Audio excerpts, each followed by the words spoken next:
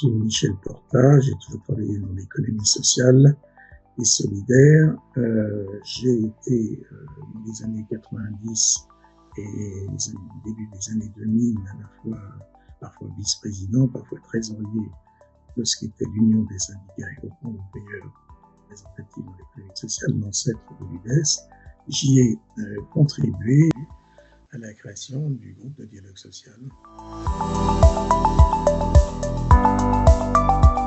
Malgré une très grande diversité des secteurs mutualistes, coopératifs et associatifs, c'est la nécessité d'apporter des valeurs ajoutées représentatives des entreprises de personnes et non pas d'entreprises de capitaux dans le domaine des relations sociales.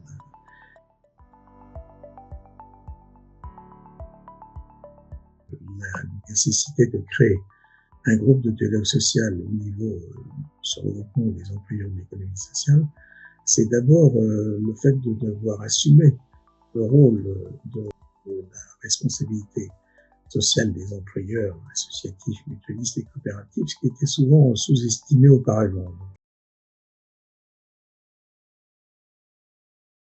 Les obstacles à cette démarche du groupe de dialogue social, c'est sûrement pas les organisations syndicales de salariés, mais c'est plutôt les organisations donc représentatives de certains secteurs, notamment associatifs, qui craignaient effectivement, disons, un certain paritarisme vienne bouleverser le fonctionnement des associations au détriment des buts associatifs et en encourageant par trop la représentation des intérêts des salariés. Et puis surtout au niveau interprofessionnel, le MEDEF, la CGPME par exemple, on craint énormément qu'on bouleverse les équilibres de la négociation avec les confédérations syndicales de salariés ou avec l'État.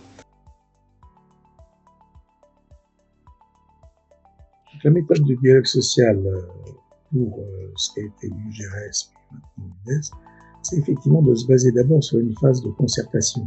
Cette phase de concertation débouchait ensuite sur une déclaration paritaire qui incitait à ouvrir des négociations, aussi bien d'entreprises que de branches ou de secteurs. Et puis, très vite, si c'était possible, déboucher sur des accords, je dirais cadres multibranches en fait.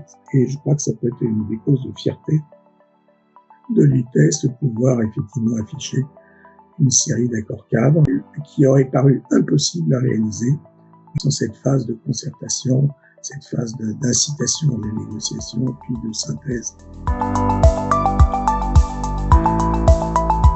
Tant que nous n'aurons pas, au niveau de l'UDES, fait l'effort de faire valoir cette présence interprofessionnelle de nos secteurs, je pense qu'effectivement, on perd l'un des arguments majeurs pour obtenir une présence interprofessionnelle, c'est prendre les moyens de faire savoir cet interprofessionnel dans la réalité.